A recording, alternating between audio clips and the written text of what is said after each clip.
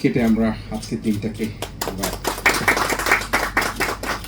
প্রথমে আমি এটিএন বাংলার 29 বছর শেষ করে 30 বছর পদার্পণ করেছে।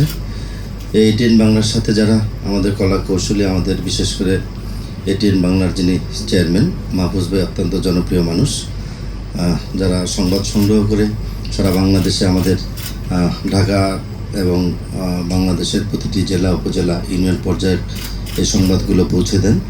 তাদের সকলের প্রতি আমার আগামী দিনে যাতে আরও সফলভাবে কাজ করতে পারে জন্য শুভেচ্ছা রইল। আমরা এটিএন বাংলার সাথে বিভিন্ন সময় বিভিন্ন জায়গায় আমাদেরকে যখন ডাকে বা তারা যখন সংবাদ সংগ্রহ করার জন্য উত্তর সিটি কর্পোরেশন সহ বিভিন্ন জায়গায় যায়, আমরা কিন্তু তাদেরকে সহযোগিতা করে থাকি। আমার নির্বাচনী আসন ঢাকা 15, ওই সময় এটিএন বাংলা আমাদের যে বস্তুনিষ্ঠ সত্য সংবাদগুলো আছেন সেগুলো পরিবেশন করেছেন। আশা করব দেশ গড়ার যে স্বপ্ন নিয়ে মাননীয় প্রধানমন্ত্রী জনাব তারেক রহমান সংবাদ মাধ্যম সহ যেই সামাজিক উন্নয়ন কাঠামো নিয়ে উনি এগিয়ে যাচ্ছেন, আমাদের সাথে এটিএন বাংলা সবসময় সহযোগিতা করবেন।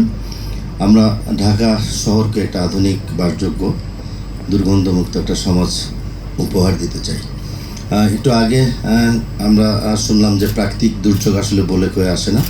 সারা পৃথিবীতেই যখন অতিবৃষ্টি বা ভারী বর্ষণ হয়, সব জায়গায় কিছু না কিছু পানি জমাট থাকে। তাদের পানিটা হয়তো বা খুব দ্রুত নেমে যায়। আমাদের সুয়ারেজ ব্যবস্থা বাংলাদেশে 20% বেশি কোনো জায়গায় সুয়ারেজ ব্যবস্থার পরিকল্পনা করে আমরা এখনও সেই জায়গায় কাজ করতে পারিনি।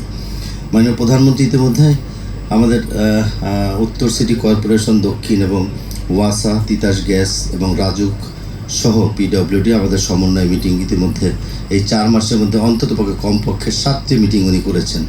উনি পরিকল্পনা করে আগামী দিনে একটা বাসযোগ্য শহর উপহার দেওয়ার জন্য এই সুয়ারেজ ব্যবস্থাটাকে নতুন করে কিভাবে করা যায় সেভাবে অলরেডি নির্দেশ